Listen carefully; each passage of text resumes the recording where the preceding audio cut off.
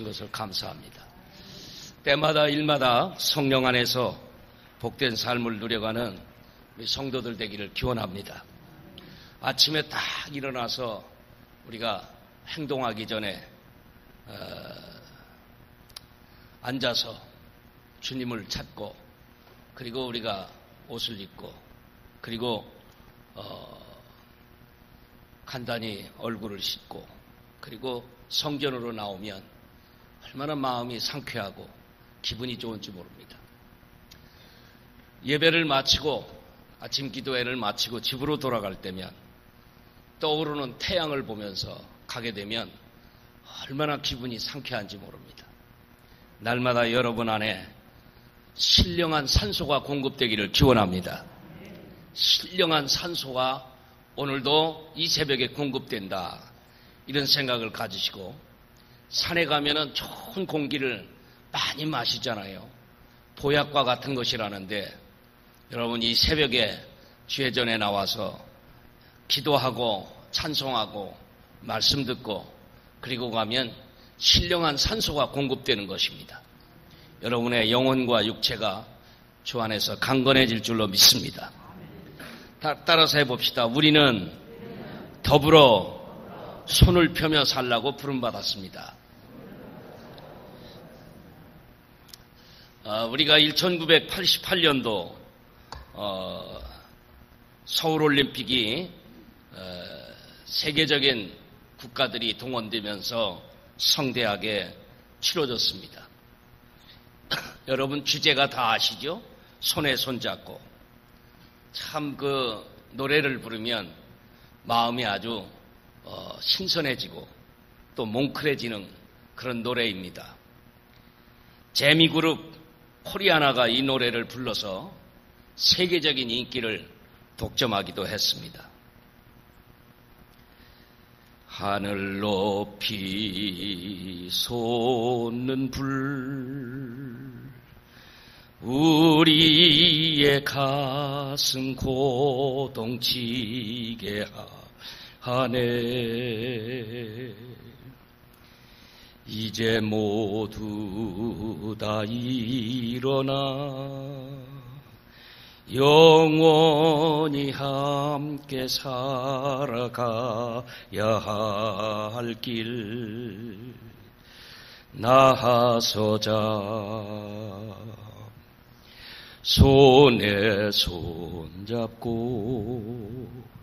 벽을 넘어서 우리 사는 세상 더욱 살기 좋도록 손에 손잡고 벽을 넘어서 서로 사랑하는 한 마음 되자. 손잡고 아리랑. 이미 25년이 지나가고 있습니다. 88 올림픽이 열릴 그때는 군사정권이기 때문에 사실상 하루도 끊임없이 체류탄 가스가 서울 시내를 가득하고 끊임없는 데모. 참 이렇게 불안해가지고 어떻게 세계에 많은 손님들을 받을까, 우린 사실 굉장히 두려워하고 불안해했던 것입니다. 그야말로 어떤 경기가 열리면 밖에서는 여전히 체류탄 가스가 열릴 것이다, 이런 생각을 했었는데, 우리 국민의 의식이 얼마나 좋았는지, 모두가 세계에서 손님이 오는데 이 기간은 참자. 좀 우리가 떠들고 시끄럽게 할 일이 있어도 이 기간은 손님을 맞자. 국민의식이 살아나면서 유례없는 올림픽 대성공을 거두었습니다.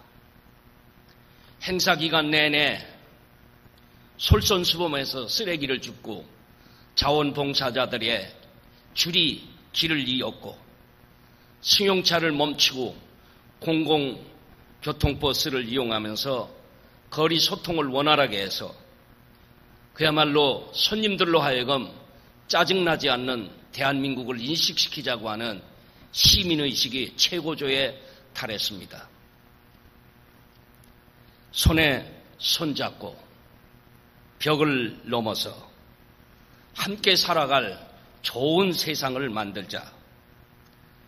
이 코리아나 그룹들이 부른 이 노래가 세계인의 마음을 감동해서 그때 역대 최대의 올림픽 국가가 참석했고 최고로 많은 그런 선수들이 동원됐던 서울올림픽. 저는 그때 여기에 교회를 짓기 위해서 8월부터 시작한 교회 성전 건축을 위해 수고하면서 올림픽을 참관해 봤습니다. 그런데 그 노래를 지은 분이 매우 성서적입니다. 굉장히 성서적인 마음으로 이 노래를 작사했던 것입니다. 그리고 여러분 잘 알다시피 이것을 총주관했던 분은 박세직 장로였습니다. 그는 시작부터 마무리까지 항상 올림픽 스타디움이 텅 비어있는 시간에도 무릎 꿇고 기도하면서 우기가 지나가는 그 계절에 비가 오지 않게 해달라고 기도해서 정말 경기 진행에 한 번도 어려움이 없었습니다. 그는 나중에 간증하기를 우리 하나님이 우리 기도를 다 들어주셔서 이렇게 성공적인 올림픽을 치렀다고 간증하는 것을 여러 차례 들었습니다. 정말 올림픽을 통해서 우리 한국은 세계에 위상을 드러냈고 그 이후로부터 우리 국민의식은 서로 협력할 줄 아는 그런 의식으로 확장돼서 우리가 너무나 잘 아는 2002년 세계올림픽은 세계 축구는 그야말로 가장 큰 축제를 만들어냈습니다. 우리 너무나도 잘 아시죠? 한 사람이면 패하겠거니와 두 사람이면 능히 당하나니 삼겹줄은 쉽게 끊어지지 아니하느니라. 전도서 4장 12절의 말씀입니다. 우리는 사도행전에서 손에 손을 잡고 사역한 사람들의 전기를 읽어볼 수 있습니다. 사도행전 1장부터 12장까지를 읽어보면 베드로와 요한이라는 말이 이렇게 쌍둥이처럼 불려지면서 계속 성령의 역사를 이어간 것을 보게 되고 13장부터 25장에 이르기까지는 바울과 바나바가 라고 하는 말로 계속 손에 손을 잡고 선교 사역에 동참한 역사를 읽을 수 있습니다. 오늘 유별나게도 안진뱅이를 고친 이 사건 속에서 베드로와 요한이 라는 말씀이 지금 읽은 짧은 6절 가운데서 3번이나 나오고 있습니다. 1절에 제9시 기도 시간에 베드로와 요한이 성전에 올라갈새, 3절에 그가 베드로와 요한이 성전에 들어가려 함을 보고, 4절에 또 역시 베드로와 요한이 더불어 주목하여 이르되 나사렛 예수 그리스도의 이름으로 일어나 걸으라 하고 이야기하는 것을 볼 수가 있습니다. 더불어 우리를 주목하여 보라. 그리고는 예수 그리스도의 이름으로 걷게 하는 이 기적의 사건이 사도행전의 최고봉에 이르는 것 같은 아주 놀라운 역사를 발동을 걸게 했습니다. 오순절 성령 폭발 이후에 가장 큰 기적과 가장 큰 센세이션을 일으킬 만큼 사람들을 격동케 한 사건은 40여 세에 이르는 나면서부터 안진뱅이를 고친 이 사건인 것입니다. 사도행전 4장 19절에 보면 베드로와 요한이 똑같이 나가서 전도하면서 우리를 주목해보지 말고 나사렛 예수를 주목해 보라고 외치고 있습니다. 사도행전 8장 14절에 보면 사마리아에 하나님의 말씀이 전파된다 함을 듣고 예루살렘 교회는 베드로와 요한을 급히 파송하는 모습을 보게 됩니다. 사도행전 13장 7절에는 바울과 바나바가, 사도행전 13장 46절과 50절에도 똑같이 바울과 바나바가, 14장 12절, 14절, 15장 2절, 12절, 22절, 35절에도 보면 마치 쌍둥이처럼 바울과 바나바가 똑같이 출연하고 있습니다. 성경이 우리에게 진한 감동을 주는 부분은 이들이 더불어 마치 손에 손을 잡고 함께 나가는 것 같은 그런 사역을 했다고 하는 말씀이지요. 베드로와 요한이 더불어 손을 잡고 기적을 베풀었을 뿐만 아니라 바울과 바나바도 더불어 손잡고 사역함으로 선교에 큰 횃불을 당겨 기독교 역사를 세계 만방에 전파하는 놀라운 기적을 거두었습니다. 바울은 주님의 교회를 몸의 한 지체의 원리로 우리에게 설명해 주었습니다. 고린도전서 12장 12절, 몸이 하나인데 많은 지체가 있고 몸의 지체가 많으나 한 몸인과 같이 그리스도도 그러하니라. 우리는 모두가 몸의 지체로 부름받은 형제임을 믿으시기를 축원합니다. 우리는 한 몸을 구성하기 위해서 지체가 필요했고 지체가 있기 때문에 몸이 이루어진다는 이 사실을 기억하되, 몸과 지체는 나눌 수 없을 뿐 아니라 지체와 지체는 또 서로 각각 다른 일을 하면서도 견제하거나 또는 우월의식에 사로잡히지 않는 것입니다. 눈이 최고라고 하면 손이 없다면, 발이 없다면, 몸이 없다면 무슨 소용이 있겠습니까? 모든 지체는 서로 똑같이 몸을 위하여 있다고 하는 말씀을 우리는 기억하면 기독교 신앙은 더불어 하면서 출발되는 것이고 더불어 가면서 역사하는 것이고 더불어 맞춰지는 것임을 믿으시기를 축원합니다. 하나님의 일은 혼자 하는 것이 아니라 더불어 하는 것입니다. 선교도 더불어 하는 것이고 기도도 더불어 하는 것이며 찬양도 믿음도 역사도 모든 주의 일도 더불어 하게 되어 있습니다. 혼자 일하는 것보다 더불어 일하는 게 훨씬 좋은 결과를 가져온다고 몇 차례 말씀드렸습니다.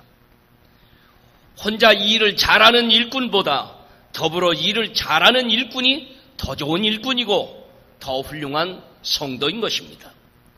혼자는 잘 믿는데 더불어 무슨 일을 하자고 하면 협력하지 않는 신자는 큰 훌륭한 믿음을 가졌다고 볼 수가 없습니다.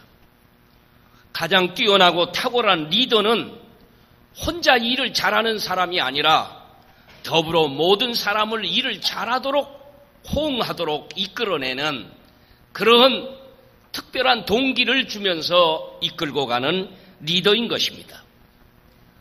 우리나라에서도 일을 많이 했지만 정치의 독불장군처럼 독주한 정치인은 좋은 평가를 주지 않는 것을 기억하게 됩니다. 독불장군 일꾼도 마찬가지입니다.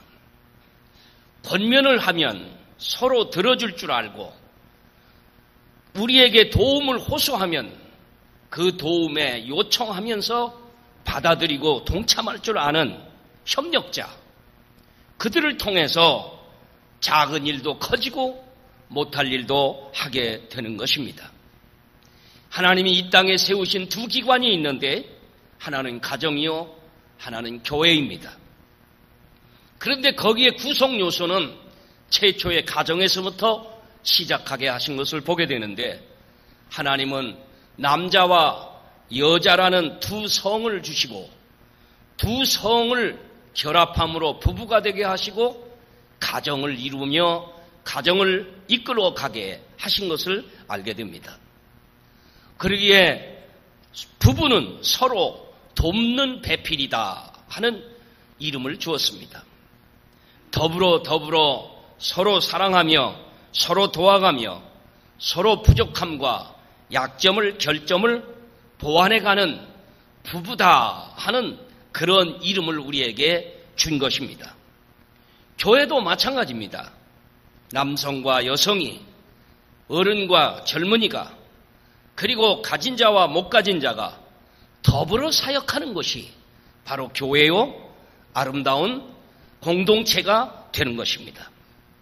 팀워크가 잘 이루어진 가정이나 팀워크가 잘 이루어진 회사나 팀워크가 잘 이루어진 교회에는 좋은 일들이 계속 일어나고 내가 하지 못한 일을 남들이 하면서 기적 같은 발전과 성장이 이루어지면서 행복한 미소가 떠나지 않습니다.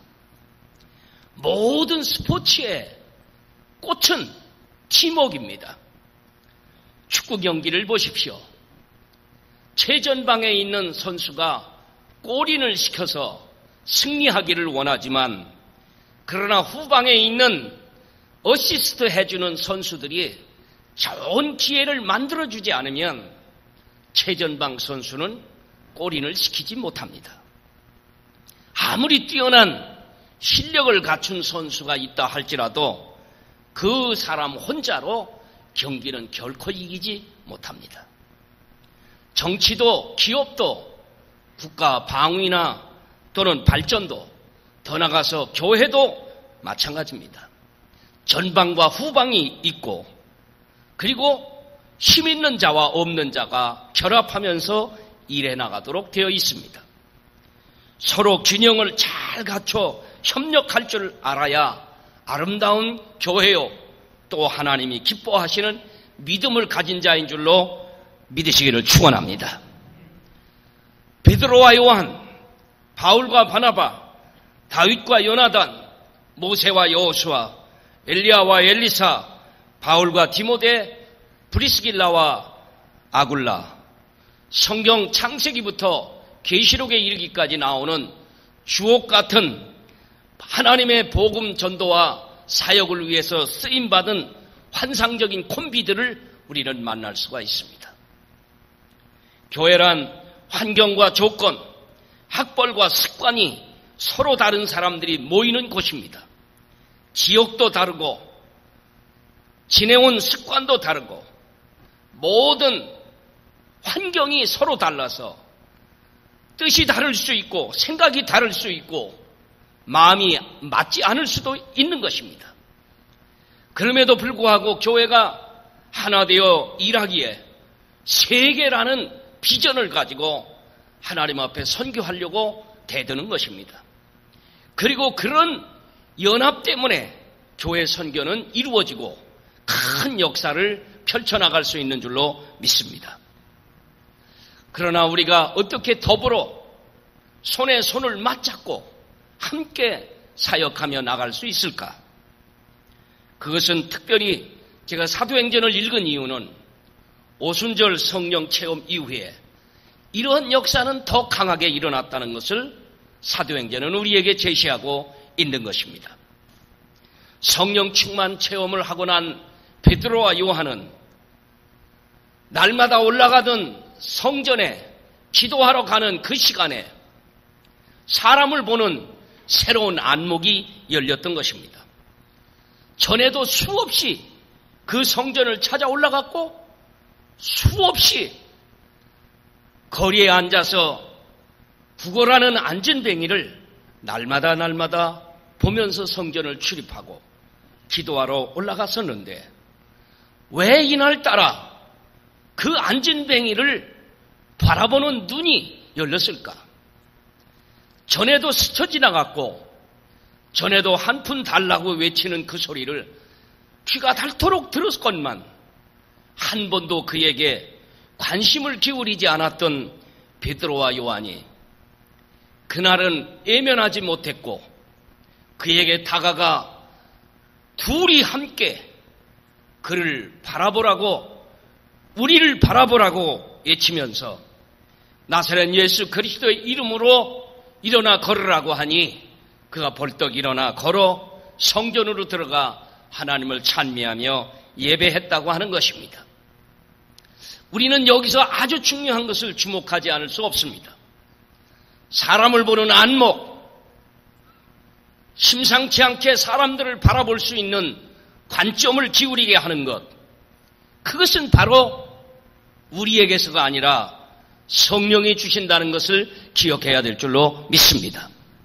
다른 말로 말하면 연합하게 하고 더불어 일하게 하고 호흡을 같이 하게 하는 것은 성령의 결합이다. 아멘이십니까? 왜 그러냐? 여러분, 베드로와 요한이 똑같이 이 병자를 향해서 발걸음을 옮겼고 이 병자를 향해서 우리를 주목해 보라고 한 이 우리라는 것은 똑같은 행동과 똑같은 마음과 똑같은 생각을 가지고 일심이 되어 움직이고 있다는 것을 말해주고 있습니다.